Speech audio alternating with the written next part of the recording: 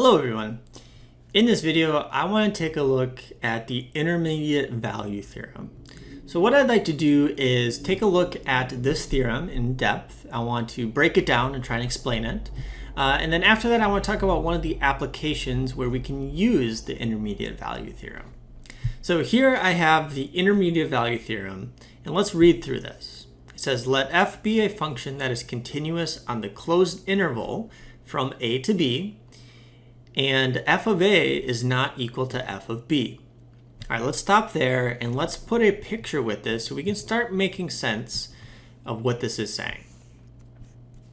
So first we have a function, and it's continuous on the closed interval from a to b. So along the x-axis we have a value a, and we have a value of b.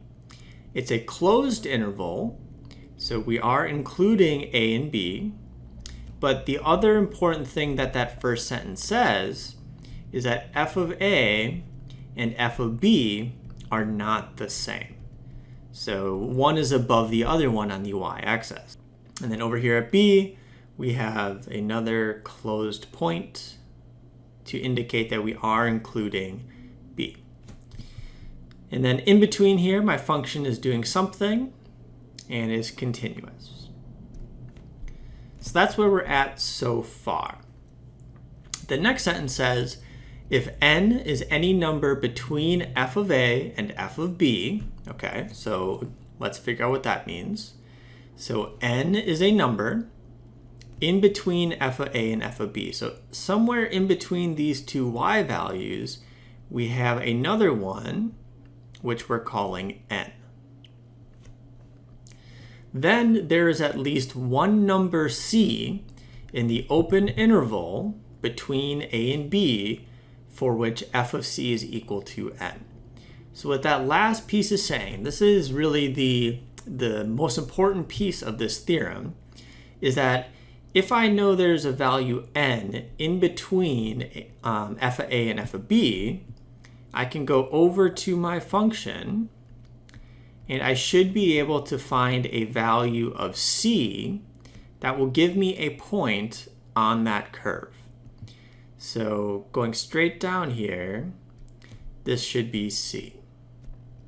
So what I'm looking at is, if this is continuous in between a and b, and n is some number in between f of a and f of b, I can find a value of c that is in between a and b, that when I plug c into my function, I'm going to end up with this value of n. So this is also the same as f of c.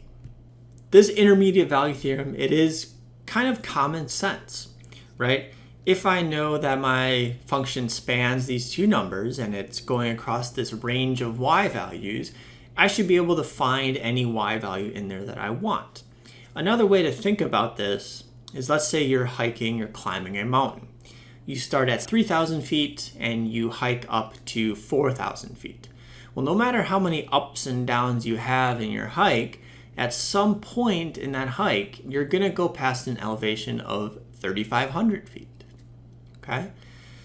So the intermediate value theorem, one important thing to note is this is just an existence theorem. It tells us that I can find a point that fits this description. It doesn't tell me how to find that point. But the intermediate value theorem does have a few very useful applications. Let's take a look at one of those now. So one of the applications is we can use the intermediate value theorem to help us identify where zeros are in our functions.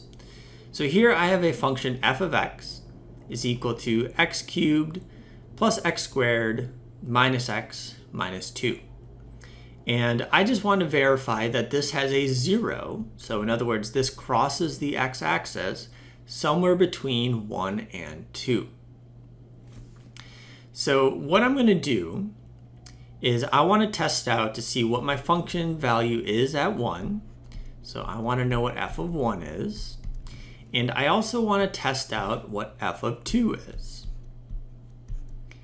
Okay, comparing this back to my theorem that we just looked at, these are the two y values. And what I want to find out is there an n value? Is there a 0 in between these two? So let's plug in these values and see what we get. So f of 1 is 1 cubed plus 1 squared minus 1 minus 2. So this is just 1 plus 1 minus 1 minus 2. We get a value of negative 1. If we plug in 2, we have 2 cubed plus 2 squared minus 2 minus 2. So this will be 8 plus 4 minus 2 minus 2. So we end up with a value of 8. So what this means then, I have one negative and I have one positive.